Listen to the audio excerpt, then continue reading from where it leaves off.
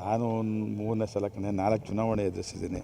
ನಾನೇ ನೇರವಾಗಿ ನಿಂತು ನಮ್ಮ ತಂದೆಯವ್ರ ಕಾಲದಲ್ಲಿ ಆಯಿತು. ನಮಗೇನು ಅವಾಗ ಇನ್ನೂ ನಾವು SLC PUC ಇರಲಿಲ್ಲ, SLCನೂ ಇರಲಿಲ್ಲ. ನಮ್ಮ ತಾಯಿಯವ್ರ ಕಾಲದಲ್ಲಿ 86ರಿಂದ ಒಂದು ಅವಕಾಶ ಆಯಿತು. 86ರಲ್ಲೇ ಸನ್ಮಾನ್ಯ ಸಿದ್ದರಾಮಯ್ಯನವರು ಆವತ್ತಿನ ಸರ್ಕಾರದಲ್ಲಿ ವಿಜಯೇಶ್ವರಮ್ಮನ ಮಂತ್ರಿ ಮಾಡಿ ಅಂತ ಭಾಳ ಒತ್ತಡ ಇರೋದು. ಕಾರಣಾಂತರದಿಂದ ಮಾಡಲಿಕ್ಕಾಗಲಿಲ್ಲ.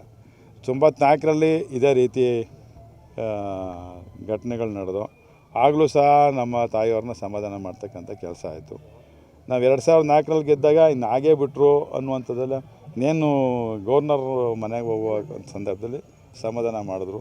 ನಾವಿಲ್ಲಿ ತನಕ ಸಮಾಧಾನವಾಗಿ ಬಂದಿದ್ದೀವಿ. ನಾವು ಯಾರ ಮೇಲೂ ದ್ವೇಷವೂ ಇಲ್ಲ, ಯಾರ ಮೇಲೂ ನಮಗೆ ಇದು ಇಲ್ಲ, ಸಿಟ್ಟು ಇಲ್ಲ, ಕೋಪವೂ ಇಲ್ಲ. ನಮಗೊಂದು ಅವಕಾಶ ಕೊಡಿ, ಒಂದು ಅವಕಾಶ ಕೊಟ್ಟರೆ ನಾವು ಏನು ನಮಗೊಂದು, ನಾನು ಈಗ 3ನೇ ಟರ್ಮ್ ಗೆದ್ದಿದ್ದೀನಿ, 4 ಚುನಾವಣೆ ಎದುರಿಸಿದ್ದೀನಿ, 40 ವರ್ಷಗಳಿಂದ ರಾಜಕಾರಣ ಮಾಡ್ಕೊಂಬಂದಿದ್ದೀನಿ. 86ರಿಂದ ನಮ್ಮ ತಂದೆ ತಿರೋದ್ಮೇಲೆ ನಮ್ಮ ಅನುಭವನೂ ಸ್ವಲ್ಪ ಹಂಚ್ಕೊಳ್ಳೋಣ. ಈಗ ನಾನು ಕೊಟ್ಟಂಥ ಒಂದು ಸಣ್ಣ ಸೆಸ್ಕ್ ವ್ಯಾಪ್ತಿಯಲ್ಲಿ ನಾನು ನನ್ನದೇ ಆದಂಥ ಒಂದು ಕೆಲಸ ಕಾರ್ಯಗಳು ಮಾಡಿದ್ದೀನಿ.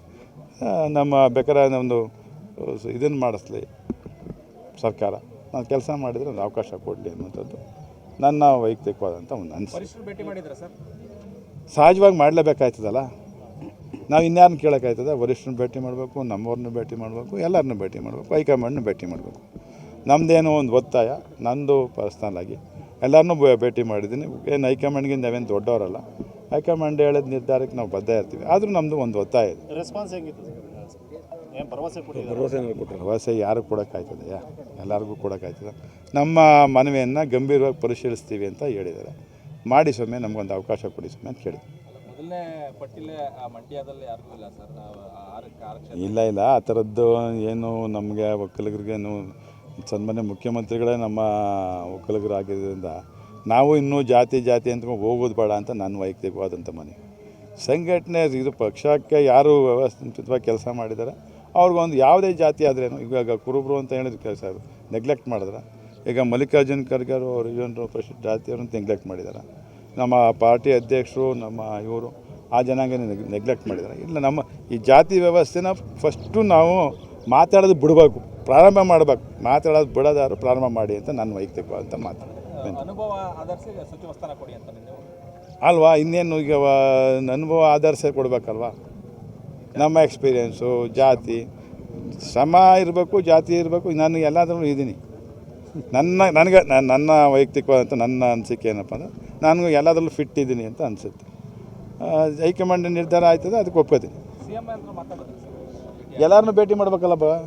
CM ಮಾಡಬೇಕು, ನಮ್ಮ ಸನ್ಮಾನ್ಯ ಗೌರವಾನ್ವಿತ ಸಿದ್ದರಾಮಯ್ಯ ಸಾಹೇಬರು ಭೇಟಿ ಮಾಡಬೇಕು, ಮೇಲ್ಗಡೆ ನಮ್ಮ ಪಕ್ಷದ ಹೈಕಮಾಂಡ್ನವರು ಎಲ್ಲರನ್ನೂ ಭೇಟಿ ಮಾಡಬೇಕು, ನಮ್ಮ ಸ್ನೇಹಿತರು, ನಮ್ಮ ಜಿಲ್ಲಾ ಶಾಸಕರೆಲ್ಲರನ್ನೂ ಭೇಟಿ ಮಾಡಬೇಕು, ಹಿರಿಯರನ್ನು ಭೇಟಿ ಮಾಡಬೇಕು. ಎಲ್ಲರಲ್ಲೂ ಒಂದು ವಿನಂತಿ ಮಾಡಿದ್ದೀನಿ. ಆದರೆ ನಮ್ಮ ಜಿಲ್ಲೆಯಲ್ಲಿ 3 ಜನ ಆಕಾಂಕ್ಷಿಗಳಿದ್ದಾರೆ, ಅದೇ ಗೊಂದಲ ಆಗ್ತದೆ. ನಮ್ಮ ಜಿಲ್ಲೆಯಲ್ಲಿ 5 ಜನಕ್ಕೆ 5 ಜನನೂ ಆಕಾಂಕ್ಷಿತರಿದ್ದೀವಿ. ಯಾರು ಏನು ಕಡಿಮೆ ಇಲ್ಲ ಅಂತಲ್ಲ. ಅವರು ಈಗ ತಾನೇ ಗೆದ್ದವ್ರೆ ಅಂತೇಳಿ ಅವರು ಹೊಸಬ್ರು ಅಂತ ನಾವೇನೋ ಅದನ್ನು ಯಾರು ಕೊಡೋದು ಯಾರು ಬಿಡೋದು ಯಾವ ಗೊಂದಲನೂ ಇಲ್ಲ, ಏನಿಲ್ಲ. ಇನ್ನೊಂದು ತಿಂಗಳು ಕಾದು ನೋಡಿದ್ರೆ ಬರ್ತದೆ ಎಲ್ಲ ರಿಸಲ್ಟ್. ಓಕೆ. ನಾನು ದೆಹಲಿಗೆ ಹೋಗಿಲ್ಲ ಅಣ್ಣ.